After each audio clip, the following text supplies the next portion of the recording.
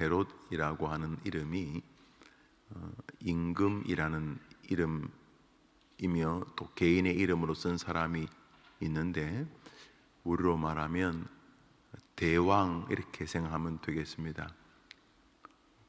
헤롯 안티파스가 이름인데 안티파스 대왕 이렇게 부르고, 또 그 중에는 자기 이름을 나는 대왕이로 지어야 되겠다 하는 인물도 있었지 않겠습니까? 그래서 헤롯이라는 이름이 성경에 많이 나옵니다. 신구약에. 그게 이제 임금이다 하는 의미를 가지고 있습니다. 우리로 말하면 뭐 영조, 정조, 세종이라기보다는 뒤에 붙는 대왕 뭐 이렇게 그런 의미이죠. 여튼간에 이 헤롯 임금이 예수님이 태어나실 그 즈음에 이스라엘을 통치하던 왕이었는데, 동방박사가 세 사람이, 이분들은 그 시대의 현인들인데 성경에서 등장시키는 우리 시대로 말하면 믿음 좋은 장로님, 믿음 좋은 목사님 이런 의미를 가진 동방박사들이 사회 저명 인사로서 존중받던 사람들 중에 하나다. 우리나라로 치면 100살이 넘으신 김영석 교수님 같은 분, 100년을 살아보니 뭐 이런 최근에 책을 읽어보니 지나온 삶에 감회가 있고, 최근 들어서 조금은 그분에게 보수 진보 이런 표현이 좀 그렇습니다만 조금은 애국적인 견지에서 본인의 의견을 이렇게 말씀을 하셔서, 또 그 의견이 자신의 정당의 우호적인 분들은 환호하고, 그 의견이 결과적으로 자신들에게 좀 불리하다고 생각하는 정당은 조금 비아냥거리는 그런 걸 봅니다만, 그럼에도 불구하고 그런 어른이 어느 식사 자리에 나타나면 좌중이 다 같이 일어나셔서 예를 표현하지 않겠습니까? 무슨 그런 권력을 가지지 않아서도 사회에서 성실한 삶을 살아온 장인, 그런 분이라고 보면 될 것 같습니다. 동방박사 세 사람이 헤롯이 일하고 있는 예루살렘 쪽으로 오니까, 그래도 오랜만에 텔레비전에서 보던 혹은 대학교 교수님들의 교수님인 이런 분이 나타나니까 동네가 좀 떠들썩하고, 그래 온 김에 궁궐에도 한번 좀 모셔보거라. 그래서 또 정치에 도움된다 싶어서 국민들에게 존경받는 이 세 분의 박사님을 이제 모시게 되었는데, 너무 충격적인 이야기를 헤롯이 듣습니다. 유대에 이스라엘의 신앙적 종교적 왕이 나셨다, 이런 내용입니다. 그래서 내가 하나님의 신호를 느꼈다, 뭐 이런 내용이니까 헤롯이 너무 놀랍니다. 왜냐하면 자기가 지금 왕인데 또 뭐가 있냐, 정치는 뭐 자식하고도 못 나눈다. 그래서 영조가 이렇게 자기 자식을 뒤주에 놓고 뭐 죽이기도 하고 그러지 않습니까? 정치라는 게 이게 참 복잡한 문제인데, 자기가 왕인데 무슨 또 왕이 나는가 싶은데 그걸 또 밖으로 드러내지 못하고 또 이스라엘을 통치해야 되고, 이 이스라엘은 이 독특한, 웬만한 것은 뭐 다 말이 되는데 이 야훼 신앙, 이 유일신 종교 공동체 이 잘못 건들면 이것들이 또 막 불지르고 뭐 죽고 막 목숨 걸고, 또 순교를 또 굉장히 자기들 나름대로 의미를 부여하고, 그래서 이게 이 종교 공동체를 내가 통치는 해야 되는데 또 이것들하고 또 사이가 나쁘면 그것도 그렇고, 그래서 적절하게 아이고 나도 그런 유대인의 왕이 오시면 경배해야 되죠. 이제 그렇게 말하고는 누군지 알면 그 아이를 죽이려고 하는 그런 속셈을 가지고 헤롯이 새 동방박사를 맞이한 다음에 동방박사를 포함하여서 그 시대에 동방박사급은 아니어도 또 대학에서 뭐 가르치는 사람들 있지 않겠습니까? 특별히 하버드, 옥스퍼드, 예일, 프린스턴 이런 세계적인 탑3, 탑4에 드는 대학들이 처음엔 다 신학교였지요. 목사들을 양성하기 위해서. 그래서 지금도 신학과가 있는 학교들이 꽤 있고 뭐 예일에 이런 신학과가 있죠. 하버드에도 있었다가 하버드에서 신학교가 없어졌다 그래 들은 것 같은데, 프린스턴 쪽에서는 아예 신학교가 하나 따로 독립해서 학교를 세우기도 하고, 원래는 이제 신학교를 세우려고 그래 된 것이죠. 그러니까 그 시대의 학문이라는 것이 아마 신학적인 학문, 구약, 율법, 모세, 오경을 가르치는 그런 랍비들이었겠죠.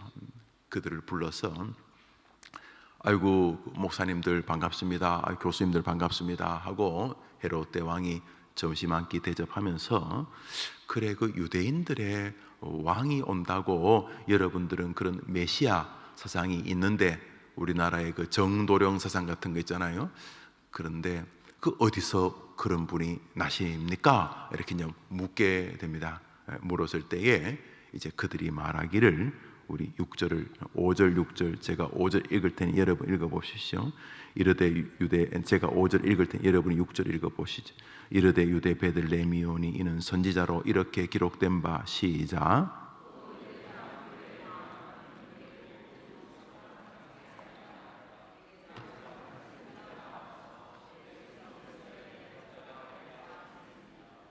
여기 첫 번째로 그 당시에 그렇게 뭐 엄청나게 탁월한 유대인이나 탁월한 지혜자나 탁월한 제사장이 아니더라도 그 시대에 신학계나 하는 사람들, 신앙적으로 뭐 남들에게 좋은 깨나 하는 일반 평민적 지도자 그룹들조차도 구약 성경에서 말하는 메시아 사상을 머릿속에 담고 있었다는 사실과, 성경은 그것을 하나님의 의지의 발현이다, 다시 말해 그들이 말하는 것 안에 하나님의 뜻이 담겨 있다는 것을 드러내려고 우리가 읽은 마태복음에 기록을 하신 것입니다.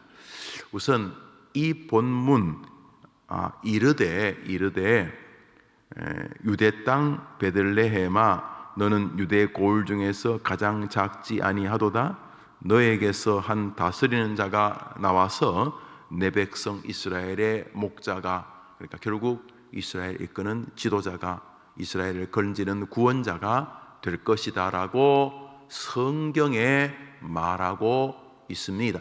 그러니까 그렇게 될 것입니다 라고 말한 것입니다.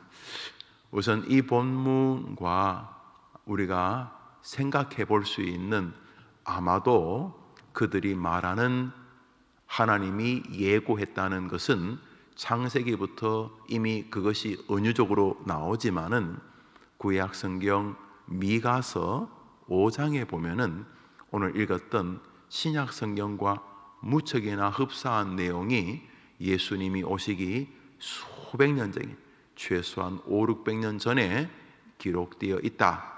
이사야는 이보다 더 오래된, 그 이전에 더 오래된 성경들도 있지만은 미가서 5장에 보면은 이들이 지금 말하고 있는 헤롯에게 대변하는 사람들의 마음이나 머릿속에 있던 성경이 이것이었겠구나 라고 추정이 되는 본문이 있습니다. 우리 미가서를 한 장 보겠습니다. 미가서 5장 2절입니다. 오바다, 요나, 미가, 나움 할 때 그 미가서 있죠. 신약과 가까운 곳에 있습니다. 미가서 5장 2절을 한번 읽어봅시다. 시작. 베들레헴 에브라다야 너는 유다 족속 중에 작을지라도 이스라엘을 다스릴 자가 내게로 나올 것이라. 그의 근본은 상고의 영원에 있느니라.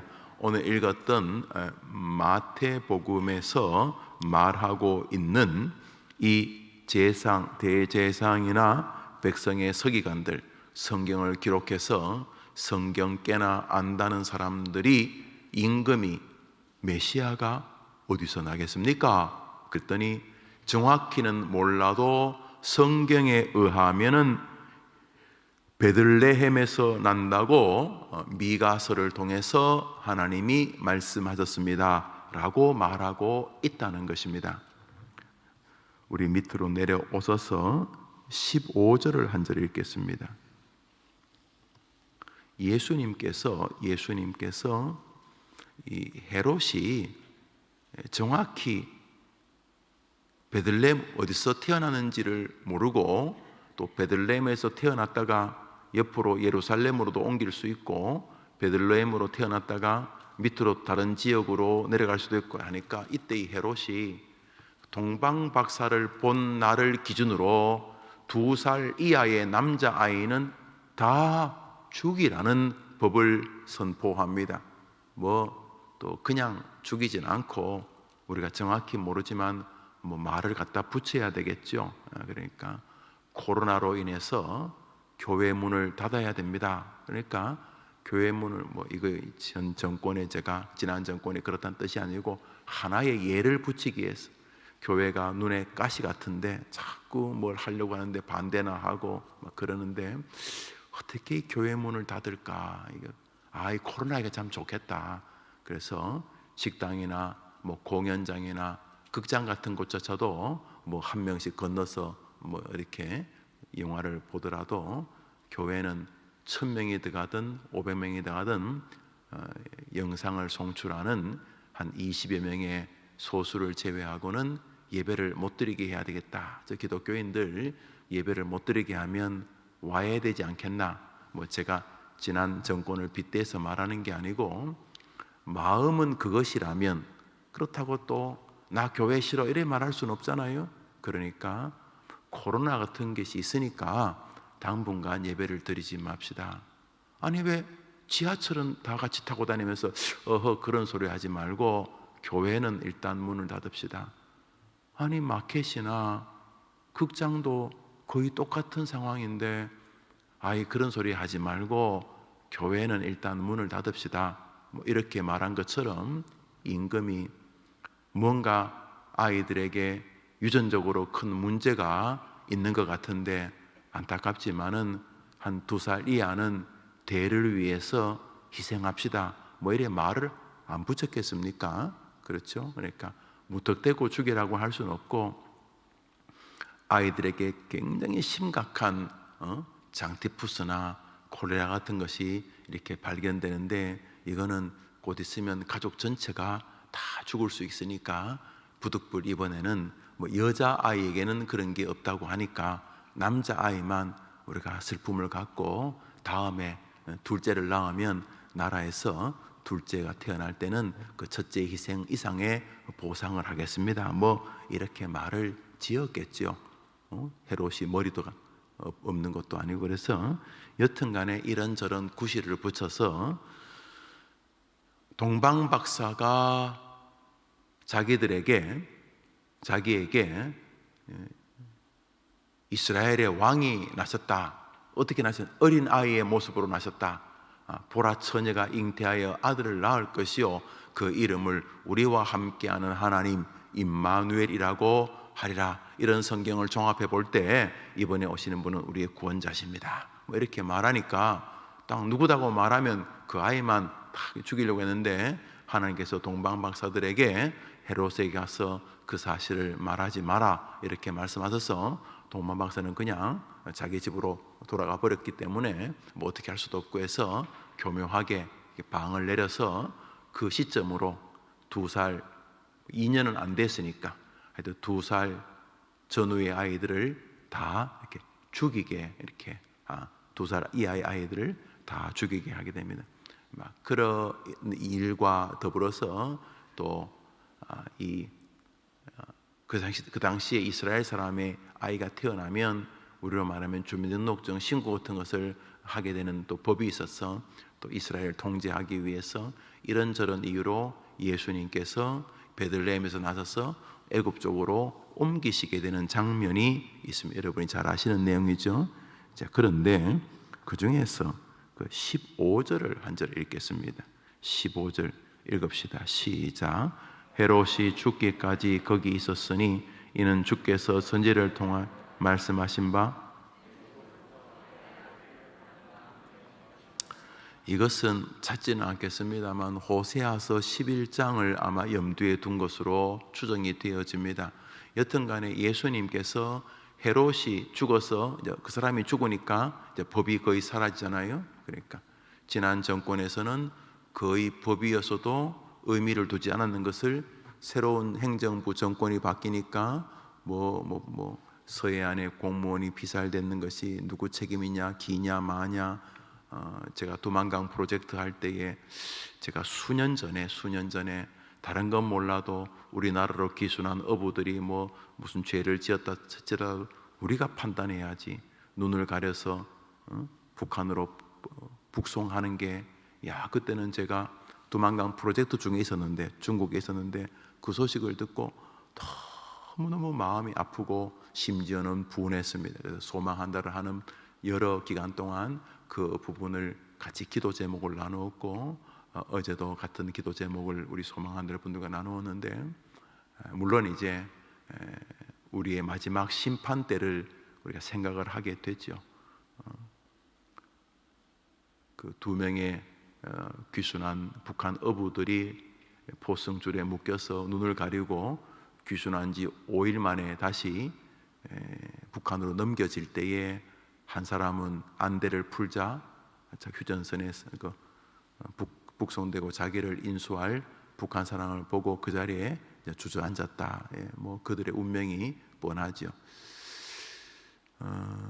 그것은 정치 성향을 떠나서 수년 전이었는데 제 마음에 깊이 남고 아마 죽을 때까지 남는 사건이 될 것 같아 생각이 들었습니다. 최근 들어 그 부분을 다시 한번 확인해 보겠다는데 저는 동의를 하게 됩니다. 왜냐하면 우리의 헌법은 북한에 있는 사람들조차 우리의 국민으로 정하고 있기 때문입니다. 그러나 동시에 또 우리에게 두려움이 됩니다. 우리가 마지막 날 하나님 앞에 서게 되겠죠. 그렇죠? 그 두 사람은 이렇게 자기가 다시 북한으로 갈 줄은 꿈에도 생각 못했겠죠. 눈을 포승줄에 묶여서 안대로 눈을 가렸다가 북한으로 다시 인계될 때 안대를 풀었을 때, 그때 북한 사람을 다시 본다. 북한에서 목숨 걸고 탈출했는데 다시 남쪽 정부가 자기들을 북한으로 보낼 줄은 꿈에도 몰랐겠죠. 우리도 꿈에도 모를 일을 보게 되겠죠. 마지막 심판대 앞에 우리의 안대가 딱 풀려지고 그 저주의 혹은 그 영광의 심판대 앞에 딱 서는 날 주저앉든지 감격의 눈물을 흘리든지 둘 중에 하나 아니겠습니까? 여튼간에 이 헤롯이 죽으니까 정권이 바뀌게 된 것입니다.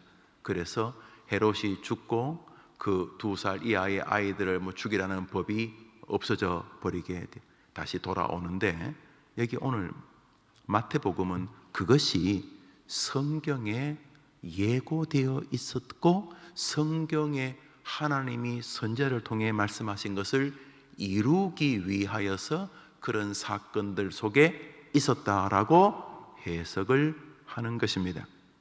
다시 말해 예수님의 오심과 예수님의 삶의 수많은 고난조차 성경을 이루기 위함이라는 말을 하고 싶으신 것입니다. 그러므로 우리가 말씀과 상관없이 산다는 것은 교만하기 짝이 없는 것입니다. 교만하기 짝이 없는 이유는 예수님조차 하나님의 말씀을 이루려고 하셨기 때문입니다. 성경 말씀 읽습니다. 이사야서 54장 오늘자 날주입니다. 이사야서 54장 오늘자 날주입니다.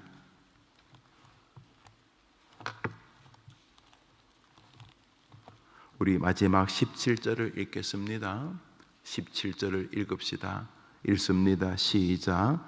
너를 치려고 제어된 모든 연장이 쓸모가 없을 것이라. 일어나 너를 대적하여 송사하는 모든 혀는 내게 정죄를 당하리니 이는 여호와의 종들의 기업이요 이는 그들이 내게서 얻은 공인이라. 여호와의 말씀이니라. 이사야 54장에는 주님의 위로가 있습니다. 주님의 위로가 있고 주님이 이스라엘 백성들을 끝내 긍휼을 베푸시는 민족으로 삼겠다 하는 이스라엘의 택하심을 받은 은총의 주님의 마음이 있습니다. 그런데 마지막 절에 이렇게 다 말씀을 하신 다음에 이게 진짜다, 이게 분명하다, 이게 내 마음이다, 내가 반드시 그 일을 진행하겠다라는 표현이 이것이 여호와의 말씀이니라는 문장으로 끝을 맺는 방식을 주님이 택하신 것입니다. 다시 말해 하나님 생각에 최고로 권위 있는 자기를 증명하는 것으로 인간이 이해할 수 있는 어휘가 이것이 하나님의 말씀이다라는 표현이라는 것입니다. 그러니까 하나님이 말씀을 어떻게 인지하고 계시는지를 우리가 생각하게 되는 것입니다. 아유, 나는 성경하고 그게 상관없어요. 아이고, 믿고 죽으면 되지 뭐. 멋있는 말이지만 하나님에게는 끔찍한 말이 되는 것입니다. 왜냐하면 하나님이 인간에게 이게 진짜 나의 변함없는 마음이다, 이건 반드시 이루어진다, 나는 반드시 내 이름을 걸고 내가 한 말을 지킬 것이다, 나는 여호와이기 때문이다, 나는 전능자이기 때문이다, 나는 식은 뱉은 말을 미안 하고 주워 담는, 나는 말을 변개하는 존재가 아니다, 나는 창조주고, 나는 주관자고, 나는 모든 것을 통치하고, 나는 내가 한 말을 이루는 거룩한 하나님이다. 이 모든 영광의 말을 한 단어로 이것이 여호와의 말씀이니라 라는 표현으로 설명하고 계시다는 것입니다. 하나님이 말씀을 어떻게 생각하고 계시는지, 정확히 말하면 하나님이 김용우 목사가 해림교회 성도들이, 해림교회 성도들의 자녀들의 자녀들의 자녀들의 자녀들의 자녀들이 이 땅에서 하나님의 말씀을 어떻게 대하고 살기를 원하시는지를 오늘 본문을 통해 알 수가 있습니다. 예수님의 오심도 말씀을 이루는 과정 중에 있다라고 말하므로 예수님의 오심을 존중한다면 곧바로 하나님의 말씀을 존중하게 만들어 두신 것입니다. 이제 여러분의 삶에 어려움이 온다면 가장 먼저 어디로 달려가야 하는지를 성경은 명백하게 말합니다. 바로 말씀인 것입니다. 인생에 좋은 일이 오면 무엇을 가지고 하나님께 경배해야 되는가? 오 주여, 주의 말씀을 저에게 거두지 아니하시고 주의 말씀대로 저에게 자비와 은총을 베풀어 주셨습니다라고 하나님의 말씀을 주심에 대한 감사로 하나님을 경배해야 된다는 것을 알 수가 있습니다. 그런 면에서 하나님이 그렇게 존귀히 여기는 하나님의 말씀을 우리에게 주셨다는 것 사실이 우리에게 너무도 큰 감격이고 영광이고 축복이라고 하나님은 생각하고 계신 것입니다. 이것을 성경을 연구하면서 신조를 정리했던 웨스트민스터 신조를 만들었던 청교도들이나 언약도들의 결론입니다. 그래서 그 이전까지의 신조가 하나님, 삼위일체, 교회 이런 것이었다면 웨스트민스터 신조는 1조가 하나님이 아닙니다. 예수님도 아니고 교회도 아닙니다. 1조가 뭡니까? 성경입니다. 왜요? 그것이 아니면 아무것도 알 수가 없기 때문입니다. 그래서 신조의 1조가 하나님이나 구원이나 회개나 이런 주제가 아니라 성경이라는 이유가 여기에 있는 것입니다. 그러므로 오늘도 우리가 문제가 발생하는 것은 말씀에 대한 사랑이 식었거나 말씀을 존중하지 않고 목회하려 하거나 저를 들면 말씀에 귀를 기울이는 삶에 병이 들었거나 말씀을 대하는 태도가 온전하지 않거나 말씀과 상관없이 분주하게 사는 것들과 반드시 상관이 있다는 것을 알 수가 있습니다. 우리 시간의 제약으로 오늘자 날주 신명기 28장을 한 절 보겠습니다. 신명기 28장입니다.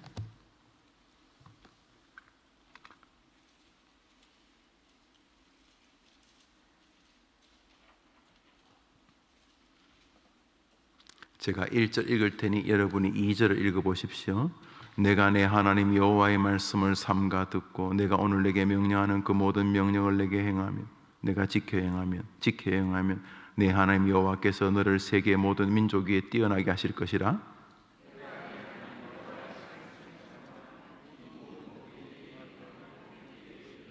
뭘 청종하면 뭐가 온다고요? 여호와의 말씀을 청종하면 복이 너에게 임할 것이다 하고, 그 신명기 28장을 보면 나가도 복을 받고 들어가도 복을 받고 떡반죽 그릇 너희 집에 기르는 짐승 새끼도 내가 복을 주겠다. 네가 여호와의 말씀을 존중한다면, 사랑한다면, 이런 뜻이죠.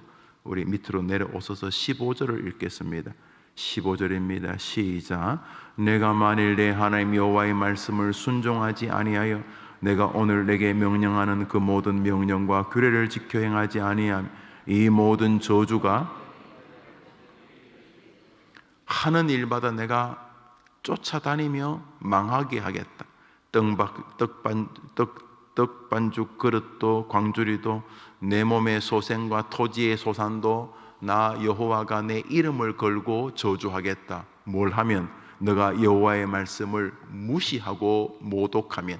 그러니까 우리가 말씀을 완전하게 지킨다. 그거 뭐 예수님 한 분이 이 땅에 계셨지만은 그렇지 못하죠.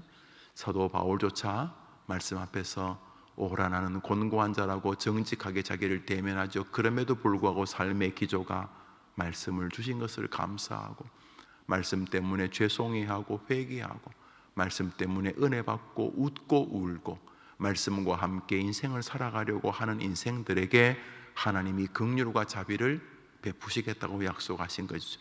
무엇이? 하나님의 말씀이. 우리 찾은 김에 하나만 더 봅시다. 오늘자 날주 시편 119편입니다. 시편 119편입니다. 오늘자 날주 시편 119편입니다. 1절부터 24절까지가 다 똑같은 내용인데 우리 15절 16절 읽겠습니다. 15절 16절입니다. 시작. 내가 주의 법도들을 작은 소리로 읊조리며 주의 길들에 주의하며 주의 율례들을 즐거워하며 주의 말씀을 잊지 아니하리이다. 시편 119편은 참 아름다운 시입니다. 시중에 제일 길 구절 176절이나 되는데 모든 구절에 하나님의 말씀을 상징하는 단어들이 한 단어씩 다 들어 있습니다.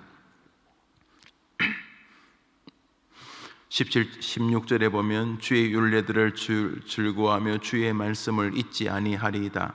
15절에 보면 내가 주의 법도들을 작은 소리로 읊조리며, 법도, 율례, 말씀. 17절도 볼까요? 17절 읽읍시다. 시작. 주의 종을 후대하며 살게 하소서. 그리하 주의 말씀. 여기도 말씀을 18절 읽어. 18절 시작. 내 눈을 열어서 주의, 여기는 주의 말씀과 의미를 가지고 있는 단어가 뭐죠? 주의 율법. 이렇게 시편 119편의 116 거의 모든 구절에 하나님의 말씀을 상징하는 단어들을 한 자씩 넣어서 시를 지었습니다. 하나님께서 이 시가 무척 문학적인데도 불구하고 성경으로 우리에게 주셨습니다. 이 시가 문학적인 이유라는 것은 이 시가 히브리어 알파벳을 순서로 시를 지었습니다. 우리로 기역, 니은, 디귿, 리을 같은 게 있는 거, 히브리어 알렙, 벳, 기멜, 달렛 이런 알파벳 숫자가 있는데 이런 숫자를 가지고 글을 지었습니다. 굉장히 문학적인데 그 단어에 하나님의 말씀을 상징하는 단어들을 한 단어씩 담아 두었습니다. 여러분, 기독교는 말씀의 종교입니다. 꽁 잡는 게 매다 이렇게 믿지 않습니다. 눈물 흘린다고 크게 변하지 않는 것을 그대로 인정합니다. 울지 않아도, 가슴이 좀 냉랭해도, 그럼에도 불구하고 물론 말씀을 잘 들으면, 말씀을 잘 읽으면 그런 것이 녹아지긴 합니다만, 설령 그렇지 못해도, 어디서 이상한 엑스터시를 느끼고 황홀경을 느끼지 않아도 하나님의 말씀을 읊조리고, 오늘 시인이 말하듯이 말씀을 소중히 여기고 아침에 일어나 말씀과 함께 하루를 살려고 그러고 말씀을 힘써 존중하려고 하고 말씀으로 은혜를 받고 싶어하고 말씀으로 문제를 해결하고 싶어하고, 그래서 주께서 내게 신비한 이상한 걸 보여주시 마시고 말씀을 열어주시고 말씀을 들려달라고 하는 사람들을 하나님이 반드시 복 주신다고 믿는 종교가 개혁교회, 기독교인 것입니다. 오늘 하루도 여러분에게 주시는 읽는 말씀, 듣는 말씀이 여러분의 심령을 살리는 것을 우리의 선배들도 그랬던 것처럼 여러분도 경험하게 되기를 바랍니다. 주의 말씀은 살았고 운동력이 있다고 말했고, 주의 말씀은 내 발의 등이고 빛이라고 말했는데 왜 나에게는 그렇지 않겠는가? 그렇게 의심할 필요 없습니다. 오늘도 한번 따라합시다. 말씀으로 충분하다. 그렇게 믿고 여러분이 말씀 사랑의 전도자가 되기를 주님의 이름으로 축복합니다. 여러분의 모든 흥망성쇠가 하나의 말씀 안에 있습니다. 말씀으로 여러분을 능히, 여러분의 사랑하는 자녀들을 능히 일으켜 세울 수 있다고 먼저 믿어드리는 모습을 보여드려야 하는 것입니다. 저 같은 목사는 하나님에게 다른 것도 다 하겠지만 주님 말씀으로 충분히 하나님의 교회를 이끌 수 있습니다 라고 설령 그렇게 못해도 믿어드리는 모습을 보여드려야 한다는 것이, 자녀들에게도 자녀들이 왔다 갔다 하고 그럴 수도 있어도 결국 말씀으로 충분히 우리 아이들이 살아날 수 있으니 우리 아이들에게 말씀의 은혜를, 말씀과의 만남을 주옵소서 라고 기도하면 지금 아이들이 경찰서를 들락달락 거려도 결국은 하나님이 그 아이들을 일으켜 세우실 줄 믿습니다 라고 하는 신앙 고백을 원하신다는 것입니다. 정치인이라면 지난주에 글 썼나요? 윌리엄 웰버포스 같은 링컨에게 영향을 줘서 결국 노예를 해방시킨 노예 해방의 훌륭한 기독교인 정치인들, 여러분이 정치인은 똑같습니다. 하나님의 말씀 안에 내가 이 땅에서 정말 존경받고 또 나의 애국심을 잘 발현할 수 있는 정치의 길이 있다고 믿는 것을 하나님은 오늘도 원하신다는 사실입니다. 오늘 여러분이 이 말씀의 세일즈맨이라고 할까요? 말씀의 전파자, 말씀 비즈니스맨, 그러면 하나님이 여러분을 기뻐하실 줄 믿으시기를 바랍니다. 여러분이 있는 곳에서 가장 먼저 여러분이 사랑하는 가족들에게 얘야 말씀으로 충분하다, 말씀에 너의 길이 있다, 반드시 말씀 안에 길이 있다, 이렇게 권면해 주는 것만으로도 그 모습을 하나님이 기뻐하시겠다. 우리는 오늘 날주에서 잠시 묵상하게 됩니다. 해림교회가 어두워져가는 교회의 시절에 어린 아이들부터 연만한 어르신에 이르기까지 하나의 말씀을 사랑하는 교회가 되어지기를 바랍니다. 우리 한번 제일 위에 표 읽어볼까요? 시작.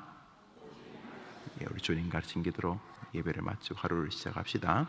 하늘에 계신 우리 아버지여, 이름이 거룩히 여김을 받으시오며 나라의 마옵시며 뜻이 하늘에서 이룬 것 같이 땅에서도 이루어지이다. 오늘날 우리 일용할 양식을 주옵시고 우리가 우리에게 죄 지은 자를 사하여 준 것 같이 우리 죄를 사하여 주옵시고 우리를 시험에 들게 하지 마옵시고 다만 악에서 구하옵소서. 대개 나라와 권세와 영광의 아버지 영원히 싸움나이다. 아멘. 기도합시다.